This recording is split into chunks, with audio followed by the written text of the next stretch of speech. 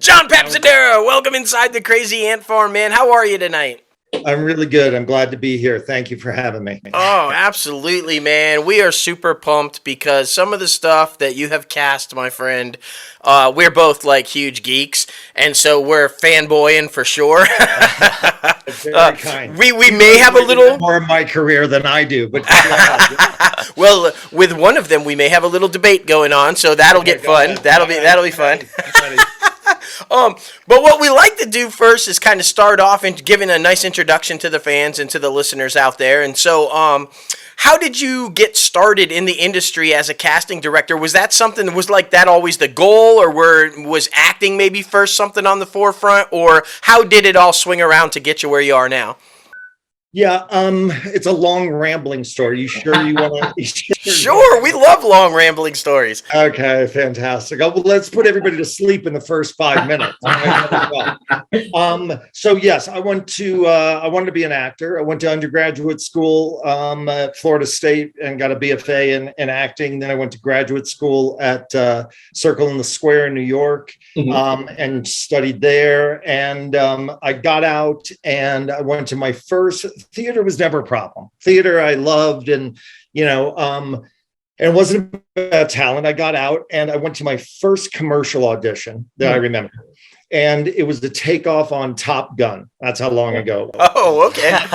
Not the new Top Gun, the original Top Gun. Not Maverick. Okay. I sat in this cockpit, and it was for like Diet Pepsi or something. I sat in this cockpit, and there was like 6 cameras around me and stuff. And I remember walking out and thinking, I can't do this. I thought, and I know what it is now. In hindsight, I look at that and go, I didn't have the confidence to sit in front of a camera and allow it to observe me, and so I thought, now what do I do? So I always worked in restaurants since I was like 13, and worked my way through schools in restaurants. And so at the time, I happened to be working at a restaurant of a celebrity chef that kind of brought California cuisine to New York, Jonathan Waxman's restaurant in New York. And Jonathan offered me the opportunity to manage the restaurant. Then I ended up running multiple restaurants of Jonathan's. I moved to, I opened a restaurant in London for him.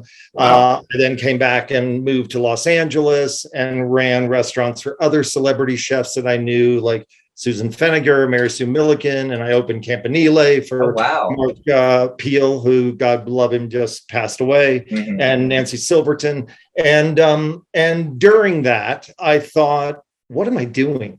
Like at the end of the day, it is, I had felt like I had walked away from my dream of being an actor and being in the entertainment business.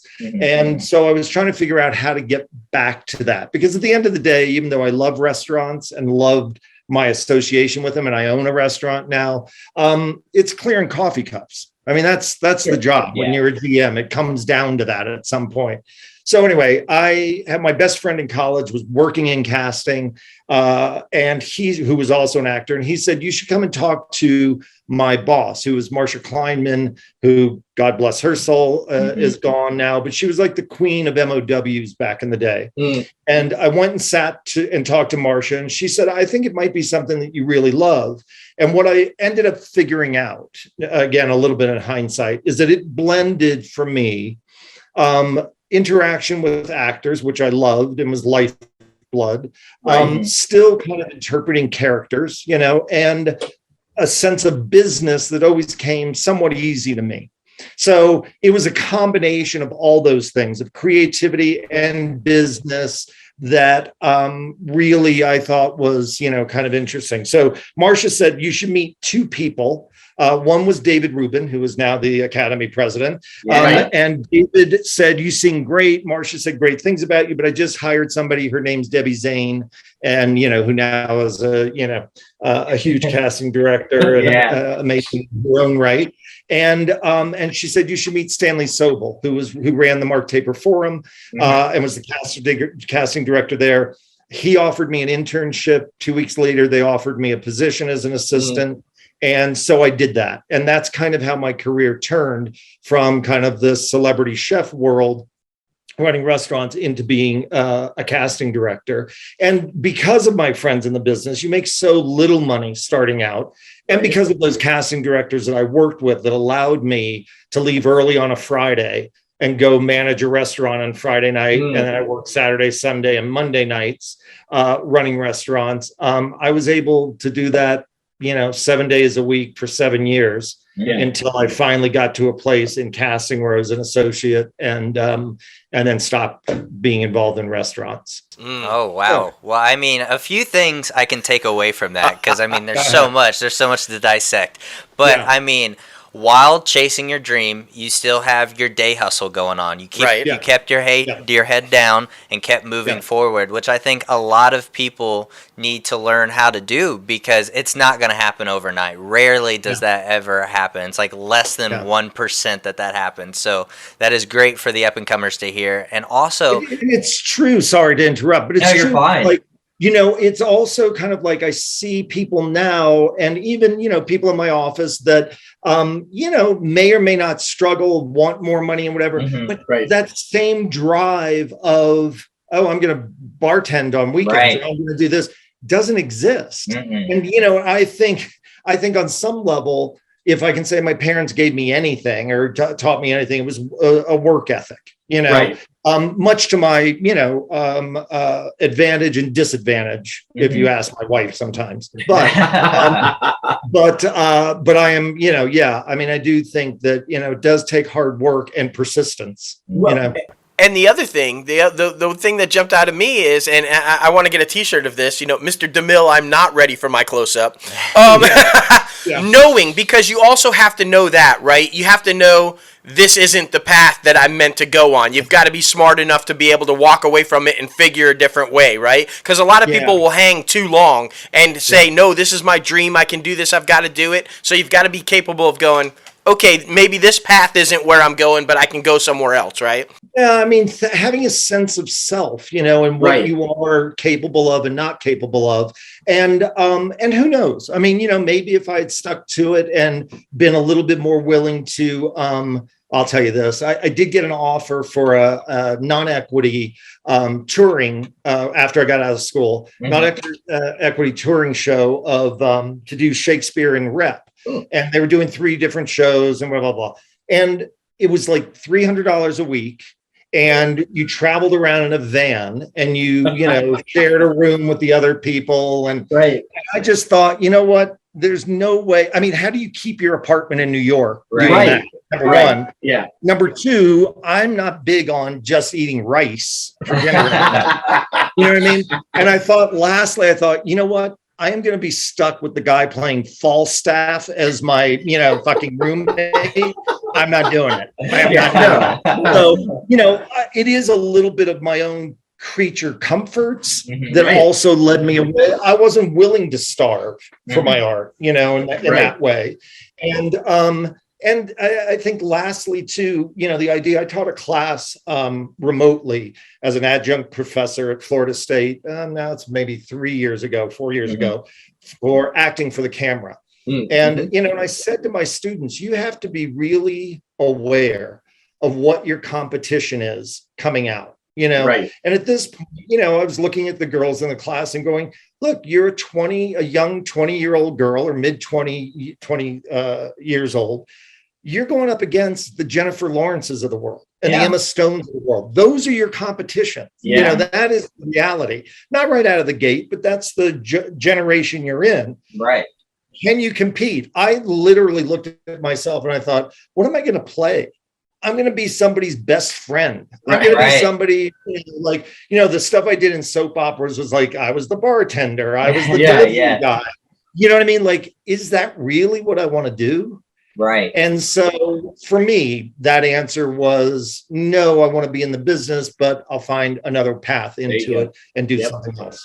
That's fantastic to hear because a lot of people need to look in the mirror. They need to see who they are and what they could be cast as. Are you a leading man or a leading woman, or are you the best friend, and are you okay with being the best friend and never going forward towards that? So that's really great to hear. So after years of grinding it out and working for other people, Then you started your own casting company, Automatic Sweat. Yeah. What gave you the confidence to make that leap? Because I mean, with like making so many connections, working with other people, now you're doing it by yourself and gathering up your own crew. What gave you that confidence to do that?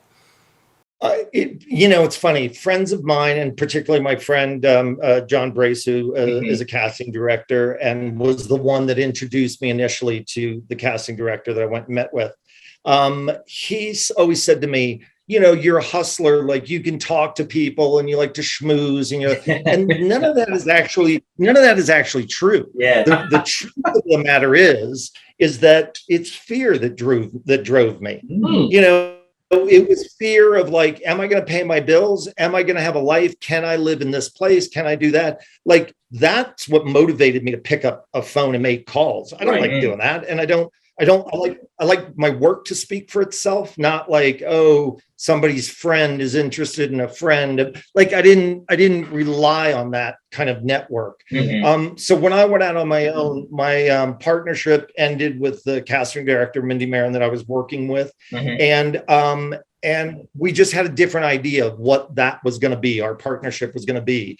And so I decided at that point, it wasn't, our path wasn't to work together. And so I went out on my own, but I was terrified. I was probably never more broke in my life. And I took the big leap because I had to on some level. Yeah. And I have a lot of people to thank for that. I have a lot of, it happened right after I did Austin Powers, the original Austin Powers. And so the Todds, Suzanne and Jen Todd were big supporters, and I owe them an undying debt to help me. And they introduced me to Chris Nolan, and that's how I did Memento. And, it was, yes, I had worked on really good projects, and Clear and Present Danger and stuff that I did with Mindy really helped me get known out there. But at the end of the day, it was a leap of faith and fear hand in hand. And I just started from scratch, Yeah. Whew. Man, though, that I love that, because one of my favorite sayings is leap and the net will appear. Right? Yeah. At some point, you just have to believe in your talent, believe in your ability, and say, I'm doing it. I got to leap and trust that it's going to happen, right? And I love people that have the courage to do that, because I think a lot of people walk away. They're not willing to make that leap. And then it's what could have been, right? So, and I don't know about you, but I'm that type of guy that I don't want to live the rest of my life saying what could have been. I want to know that I tried, and if I failed, great, but at least I tried. I don't have anything to regret down the line. And so, and we completely understand the partnership thing, man. Myself, I've had, until I found this guy, man. There was people just didn't understand the vision. They didn't understand what I was trying to do, where I was trying to go, until this guy came, and then it just clicked. And then so that again, it goes back to, you've got to be smart enough to know, right? This isn't kind of where I'm going. This isn't what I'm trying to do. I got to do something else. And so kudos to that. And you got to be realistic about it. Like, we all have dreams. It's funny. I was just thinking about this. I used to think things like, well, when I have my first tuxedo, that when I own my first tuxedo, that would mean I've really made it. Right. Or when I own my first Ed Ruscha piece of art, that will mean that I've really, and and those things really change. We all have those dreams, but you also have to be realistic enough to look at yourself and go, do I think this will pan out and make me happy? Yep, that's great. I mean, a lot of people need to hear that, because they think they're chasing something that they want, they desire so bad, but then realize once they get it, it wasn't worth it in the end, because they had sacrificed so much. So it's all about trying to figure out who you are as a person first before figuring out what you want. It's kind of coincide hand in hand, but And it is kind of antithetical. It goes against what, film and television by and large, but goes against what they teach you in academia. Right. And God love them. The training is fantastic at most places. And, it gives people a foothold, but it's the exact opposite of what your real life experience is. Exactly. You are not going to be playing, if you're 25 and getting, out of college and going into acting career, you're not going to be playing 75-year-old men with great. Right. Exactly. Not everybody can play Jasper in My Uncle Sydney. Hey now. Hey now. That's right. That's how it all started. Wait for it. Ready? Is she a Mexican? Hey man, that's it. That was the one line to start him right there. Look, we do our research, but this is the first time anyone's done on their research on us. That's hilarious. Yeah, I love that, man. Thank you. All right, good shout out. All right, so we get asked this a lot also, and so I'm just curious now. That's a fantastic name for the company. Where did that come from? A homeless man said it to me. Oh, there's always a great story. Yeah, when I made that leap, one of my best friends now in life, they occupied the little bungalow next to Mindy and I. And when I went out on my own, they had already moved. And Gary Ward, my friend, who's a brilliant artist and an executive producer and is in the commercial space, said to me, "Well, why don't you just just move in here with us?" So they, for like almost 3 or 4 years, allowed me to stay in their company, which was called Crash Films, and run my office out of there, which was such a lifeline and a blessing, to be around your best friends all day and be able to house your company. So they were really instrumental in helping me. And there was a guy that used to hang out in Santa Monica, whose name was Tiger Man. And he did some odd stuff around. He would do some slow movement on, the promenade and do shit like that. And he once said, "Life ain't nothing but an automatic sweat." And I thought, well, come on, truer words never spoken. So that's where it came from. Most people think it's like, oh, you thought that, actors break out in a sweat immediately. That just happened to fit into it. Right. It was, I owe that to Tiger Man. I stole that. I love that. Shout out to Tiger Man. That's awesome. Life ain't nothing but an automatic sweat. I love it. Well, obviously, as you can tell, and you brought it up a little bit earlier, the one and only Christopher Nolan, one of my favorite directors and creatives of all time. And we got our little Dark Knight right back here on set. Oh, I see that. That's right, man. So, of course, we have to talk about it. Appreciate and value at some point. Yes. Exactly. So, like you said, that's how you got the introduction. Was it like right out of the gate when you met Christopher that he was like, "Hey, I got this thing in the works and I want to bring you along," or how far along in the progression did that go? Because Chris and his wife Emma, his producer, had done a film for Chris's first film, Following, in the UK, but he had not really done anything in the US, and this was his first film. And so Jen and Suzanne just introduced me to them, like, "Oh, we want to use John. He did Austin Powers with us." We met, and Chris was like, "Great." I have to say, it was one of the, right, you might regret that now, but it was one of the easiest films, I have to say, to cast, because Chris was gracious enough at that time, either in not knowing any better or trusting me somehow. He said to me, "Bring in the best people, bring me your favorite actors." And it's what I did, and that's who he chose, and that was that. It was incredibly quick and kind of streamlined. Wow. Yeah. Okay. Yeah. See, and you would think not, right? You would think no. There's no way that had to be difficult to land those people, right? But no, it was quick and easy.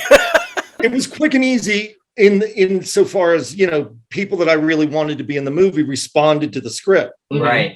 That being said, I had to read the script 3 times to even have an idea of what was going on. And because I'd read it and go, "Wait a minute, I just read that," and go back again. Right. Because of the structure of the film. But I met Chris and Jonah, his brother at that point, and Emma, and knock on wood, I have been blessed to call them family and friends and collaborators for 18 years now, something like that. Oh, Yeah, that's wow. amazing. And before we started recording, we told you about our little debate that him and I have going on. what's the debate? Obviously, with me being the younger generation, with him being a little bit older generation, I'll give him that. I'll give him that. Just a few months, yeah. He's always saying Michael Keaton, the definitive Batman, but my Batman is the one and only Christian Bale. And I mean, I bless you for that, sir. Thank you so much. Thank you. Thank you so much. Thank you. What is your opinion? I agree with you. Yeah. I agree with you. Well, of course. I mean, you have to do it, right? Of course. Yeah. Look, I think the films that Chris made, look, it helped reignite an entire genre. Yeah, of film. absolutely. And the tone of those movies were much more like the comic books to me. I can appreciate what those earlier Batman versions were, but silliness doesn't go that far with me. Hey, I agree. When Schumacher got a hold of it, it was over, right? I think if Burton had been allowed to continue his dark version, maybe, but I totally agree. I will say though, Ledger, unmatched by far. Even Morgan Freeman as Lucius. I thought that was brilliant casting. Honestly, I thought that was just the fantastic because he's such an integral part of Bruce's life. Here comes my comic geek, right? But so that was critical, right? You've got to find that guy who's believable in that role because this is the guy who's basically saying, "Okay, Playboy, I'm going to give you all your stuff, and you're going to go be a bat," right? And he's got to be believable, and who's not more believable than Morgan Freeman, right? I mean, come on now. Hard to imagine. Exactly. That was a really, so many years ago now, but it was a really, all the processes with Chris are really fun. I mean, not in like hoot and hollering and, it's just a gas, but it's both creatively stimulating, mentally stimulating, and challenging. I think, unlike a lot of other directors or films that I've done and television shows, Chris, it's about figuring out, I always say 99.9% of what's on that page when I read the script for the first time, and it's usually pretty early on in the process, it's exactly what the film is. There's no editing. I mean, there's no like, oh, I'm changing this, I'm taking out this section. So for Chris, I think, the movie is all already in his head. Right. So now the question and the challenge for me is, how do I find the exact right puzzle piece to drop into place that makes sense in the film that's already in his head? That's the and I can't speak because he's one of your favorite directors. He's one of my favorite directors, but I think the reason is for me, he's old school. This guy's a filmmaker. Right? Oh, yeah. Like he still wants to do he wants to do he doesn't want to CGI it, right? Let's do miniatures or let's do full scale. Let's make this stuff real, right? And like you said, it goes from his mind to the page to check the gate, it's cut, and there's I'm not going to change that. I'm not going to edit that. That's old school filmmaking, right?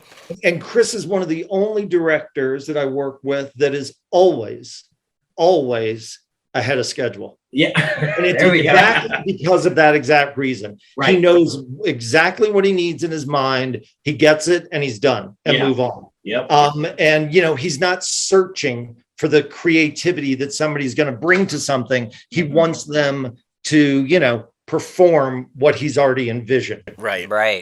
And I mean, I just have to say, because Heath Ledger was one of my all-time favorite actors, so this is my introduction to him. But then I went back and watched like Ned Kelly, A Knight's Tale, 10 Things, basically spanning all over his career. So I appreciate you and Chris for completely introducing me to him. And it was because of The Dark Knight that I wanted to get involved in filmmaking and pursue my passion. I read that in your bio about, Heath was the inspiration, which is really, really kind and appropriate in the sense that Heath was that talented. He was absolutely, but is such a compliment and is so cool to hear that somebody actually was inspired by that. Yeah, Yes. I mean, without doubt, Of course. And I mean, other than that, because there's this one recently came out pre-pandemic, just barely, that really touched both of us immensely, and that is Honey Boy, the Shia LaBeouf film. Oh my gosh, Honey Boy. Yeah. This was an absolute gem. I feel like a diamond in the rough that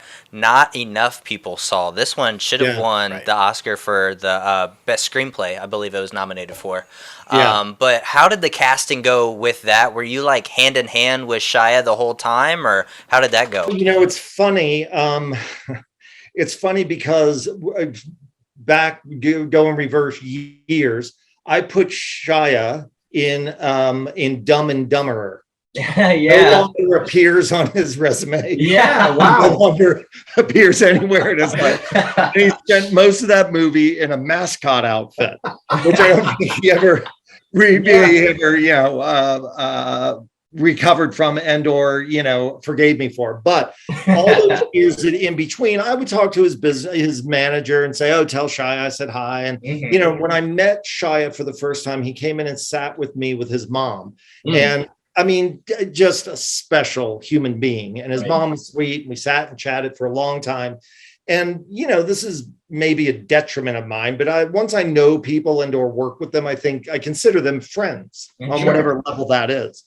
So for all these years, I'm like, "Oh, tell Shia I said hi, blah, blah, blah," whatever it was.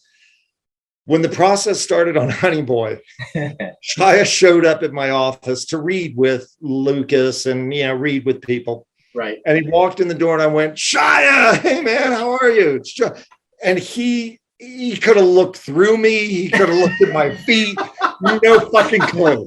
No clue of like his long-term friendship with me. That's hilarious. That is hilarious. No, it was, he was nice. "Oh yeah, hey, how you doing, man?" Yeah, right. And then went about his business. So it was not always, that. Right. But such a creative soul, such a guy that was committed to that film and to those characters. Shia was rehearsing 8 hours a day in a motel room months before they started shooting. Yeah. So, that level of commitment. And then, he brought the other guys along with him to do that. It was a very intense kind of process, but also,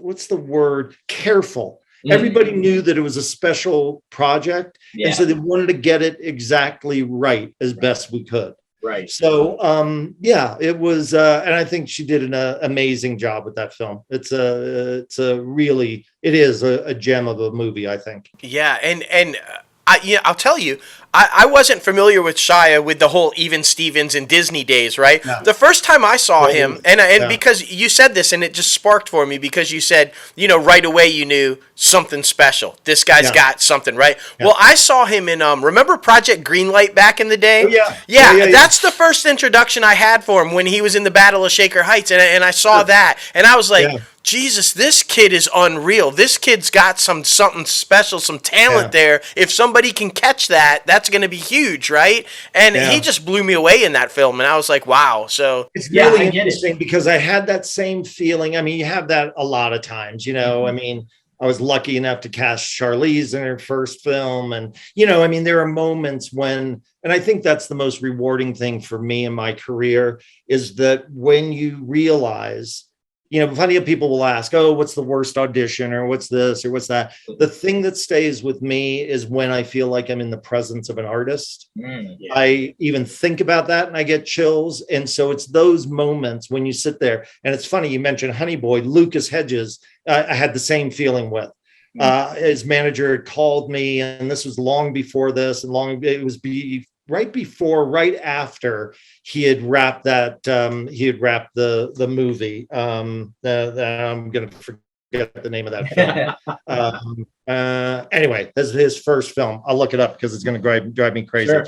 Consult the Bible, IMDb, bro. Yes, exactly. But I had met Lucas, and I remember saying to his manager, he is a really special Manchester by the Sea. There you go. Really special human being. the wherewithal to sit when you're 17 years old and have a conversation like I had with Lucas is just extraordinary. And those are the moments that you go, God, I am so lucky and blessed to get to do what I do. Yes, definitely. And I mean, speaking of that, that brings up a next question that I'm always just very curious about. How do you find undiscovered talent? I mean, especially now in the days of social media, do you look to see if people are making skits, or how does that go about? Yes, I look for skits. That exact thing. You know what? It is a lot of people do it all different kinds of ways. And I think the basic answer for me is you have to be open to the process. Yeah. You know, it's not my movie. It's not my idea. That's right. Everybody thinks they're a casting director. Everybody's got an idea. Yeah. And, you know, I think the danger is when you become a casting director and buy your own ego, you know, believe your own ego and kind of wall yourself off from the process. You know, it's about saying yes. It's about saying yes to meeting people. It's about saying yes to look at films. It's about saying yes to doing research. It's all those kinds of things about listening to what somebody else is in a film and you hear about it. It's about being open to that process. For me, I think is the answer, because things come at you from all over the place, you know, and especially now. You know, video, you know, clips, you know, audition tapes. I mean, all kinds of things come at you. And you just got to remain open to it to find, you know, the gold. So, okay, so let's talk about that then, because we've talked about this with numerous guests on the show, acting, and different people behind the camera, below the line, but social media and the impact that it's had on the game, and you're seeing people come from social media and enter into the game of television and film and everything. As a casting director, what is your thought on that? What's your process? Do you even look at that? Is that important for you? When a director comes to you and says, hey, this person, wow, they're just booming over there. Is that even a thing for you? Talk about that? I mean, honestly, it's a very small piece of it. You know, I mean, even if you go down those rabbit holes to find those people, you know, I'd say 1 in 1,000 times do they deliver and or show up, and does it end up happening? It's very rarely, in my experience. You know, it's much more likely that I get introduced to somebody new by an agent that signs somebody, or a manager that, you know, calls me and says, you should really meet this person, or I watch something and see somebody and go, who was that in that? And then look them up. It's more of that than it is really. No, I mean, I have a very mixed feeling about social media. I'm not on it. I mean, my gallery is on it. I'm not on it. You know, it could be the death of civilization as we know it. That's right. But you know, I know you, Dustin, likes politics. Let me not get into politics. That's it. No. Hey, anytime you want to chat politics, we can go. That's for the next show. That's for the next show. I love this guy. I love how much you researched us. Yeah. That's fantastic. I mean, I really do. But yeah, you know, we talk about that all the time. It's a double-edged sword, right? Like you said, it could be the death of civilization. It also is a great promotional tool for if you are on something and you can interact with your fans and build that base, right? So I guess it all comes down to, like anything in society, how it's used, right? Could be very bad. It could be very good. How do you use that power or platform? That's right. You know what I mean? And not in a holier than thou way. I'm not saying that it's got to be used for the greater good of civilization or society, but what you do with it and how you conduct yourself. That's, you know, that is. I don't know, key to being taken seriously or not in that crossover move, you know? Yep, completely. I'm much more apt and interested in musicians becoming actors and, you know, rather than, oh, you did a TikTok dance. Yeah, right. There you go. I love that. So, I mean, that brings up this question. What musician turned actor do you think is the best? Because we have one person in mind that we really enjoy. That's a tough question. Right? I don't really think of the best, because in my job, at least the way I look at it, is that The one thing I do love about it is that from the day I meet an actor to the day I drop dead, I can be a fan of that person. Right. And I can think they are talented, and I can think they are inspiring and skillful and all those things. And it's one thing that I really love. Like, commerce doesn't really interact for me. You're either right for the job or you're not right. You either get the role or you don't, but it doesn't change my feelings about you, you know? So, you know, people will say, well, who's your favorite actor? Well, I have to have somebody that's really right for something, and then 15 or 50 other people that can do it also. Right. So to narrow it down to one person and say that's the only person, I don't think that makes me a good casting director. So I try and steer out of that. Even when reading scripts, people will say, well, who'd you think of? Well, I thought of 50 people because I knew I was going to sit and talk to you about it. Right. You know, I didn't think of one person. Right. So the best actor, I mean, look, I would have, that's a tough one. Share with me who you think it is. Maybe who you guys. We really enjoy Justin Timberlake's work, man. I mean, it's so funny. I was talking about Justin today on a project, and he's a really good actor. He really is. He really is. I mean, I sit there and go, "Did you watch Black Snake Moan?" Right. He's fucking great. In Black Snake Moan. You know what I mean? And I thought he was great. I think Justin's a really talented guy all the way around. Agreed. You know who? I might have to say Harry Styles because I cast Harry. Yeah, and Dunkirk. Yep. You know, and Absolutely. Speaking of your love of Heath, that is the thing I think both Chris and I responded to with the process with Harry for Dunkirk. Yeah. In the back of our minds, at least for me, I won't speak for Chris, there was a Heath quality to Harry. Yeah. Oh yeah. And, I can see that. and you just felt it. There was something raw and talent and energy wise that was very reminiscent of Heath for me. Yeah. They see that. You know, one I've always kind of wanted to see in front of the camera, take on some acting. Rob Thomas from Matchbox 20. Yeah. The Rob lead. Thomas. Yeah, sure. I know a lot of people, go on about Adam Levine. Like, which is kind of like based in, looks and stuff. I mean, I think Billy Joe Shaver. I don't know if you guys even know Billy Joe Shaver. Yeah. Billy Joe Shaver, God love him. We lost him last year. Yeah. Amazing in stuff that he did as an actor. Yeah. I got to meet Dwight Yoakam's a brilliant fucking actor. Absolutely. And he's in Cry Macho, is he not? I'm pretty sure. I don't know if he's in Cry the new Macho or Eastwood not. He might film, be. I think. Yeah. Yeah. He might be. But I look at those guys and go, well, they just bring their life experience, to that. And, I got to meet Billy Joe after a concert through Dwight, actually, now that I think about it. Yeah. And Billy Joe said to me, hey, yeah, you're a casting director. Yeah, I like doing that, man. It's easy.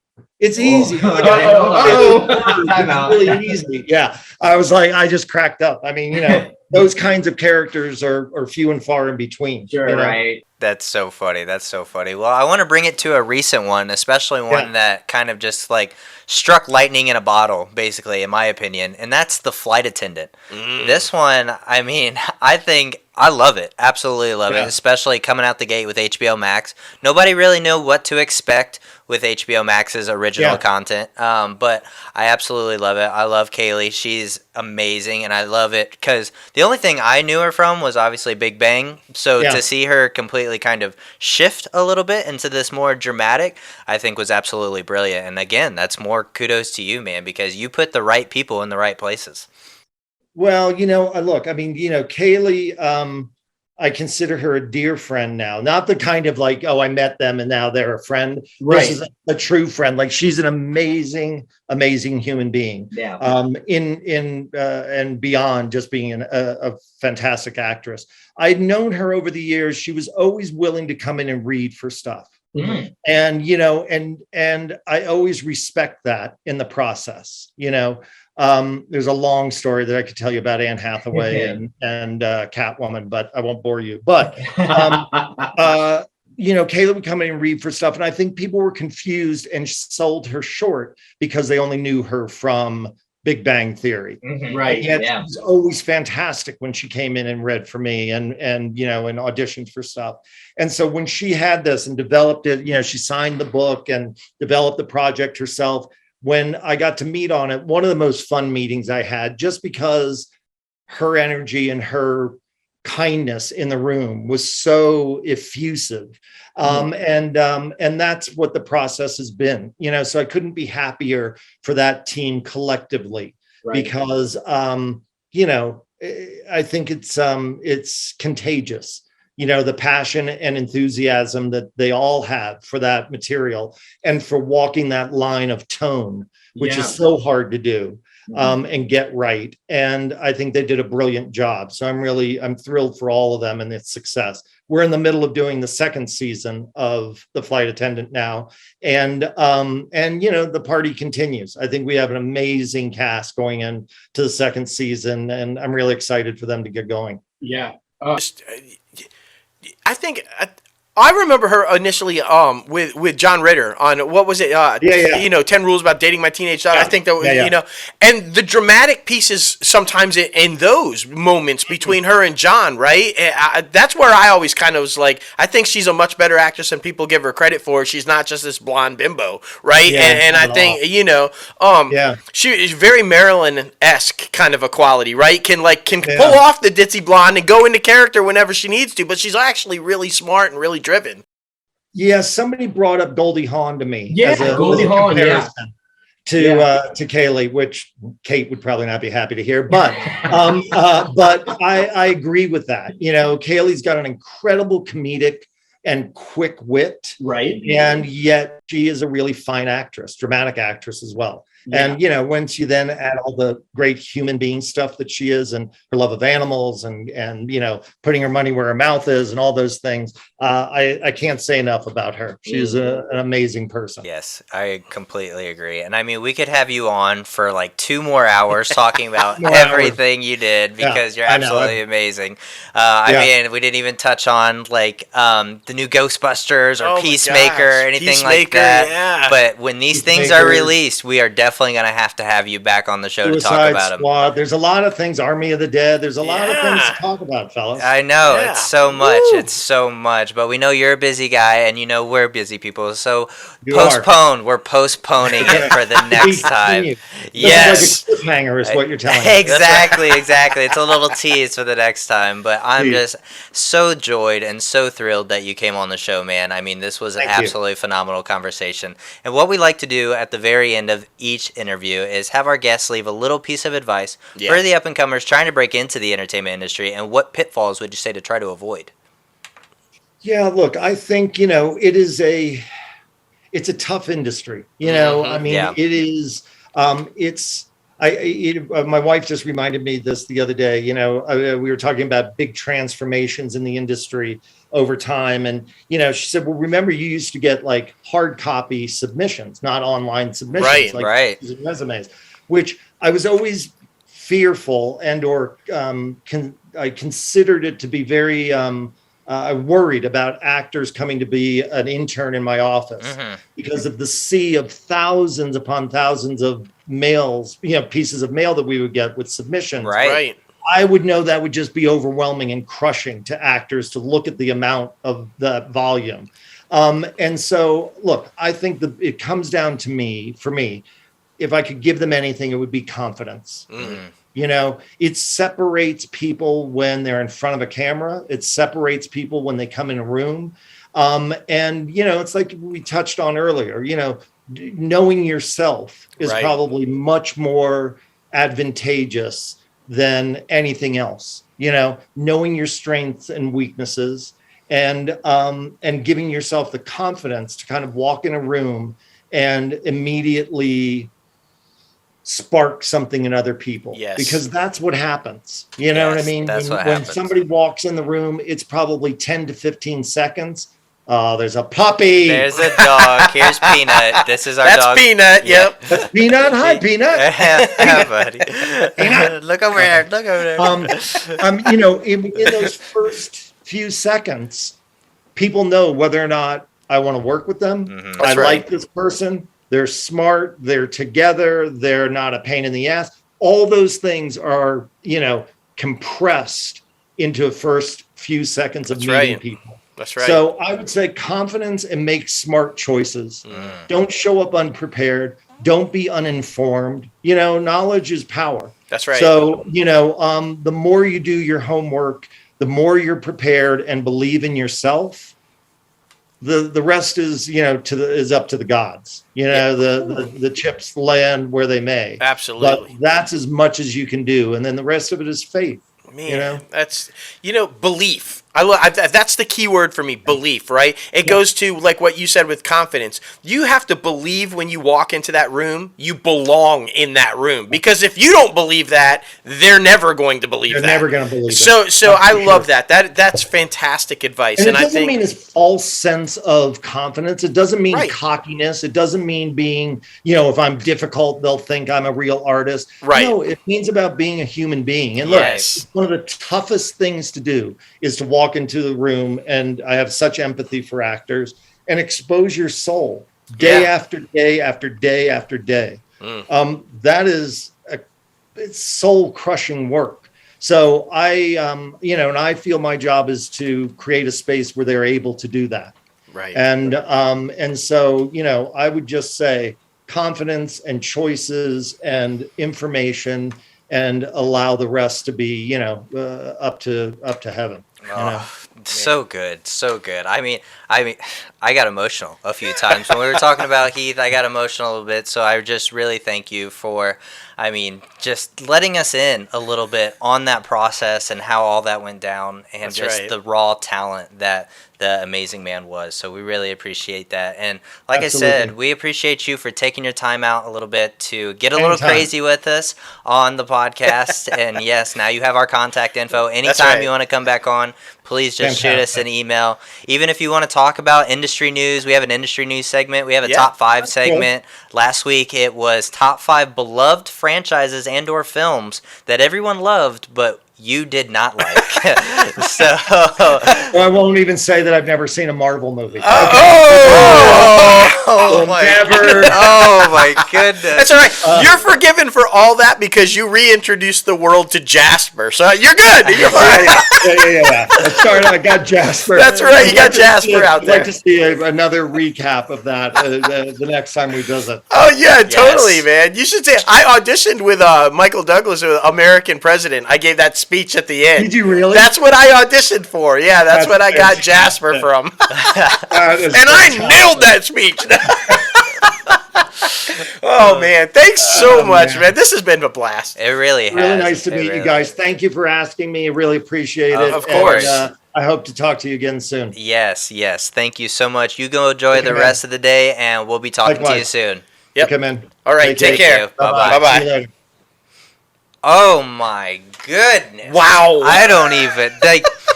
I literally almost cried. I know. You did. That was an amazing conversation. It really was. And he just exudes passion. You can tell this is a guy that just loves what he does. And even right there at the end, his goal is to create a safe space for these people who like he said, put themselves out there every day, and expose themselves with the vulnerability. And so I just love that. That was so good. And this is literally the first person ever, guys, that has done this much research on us before coming on this show. I about shit when he said Jasper. I know. I was like, wait, what's he talking about? I was so confused there for a second. And then, oh my goodness. Yeah, that's awesome. It was such a great show, man. Such a great interview. Thank you again, John, for coming on the show.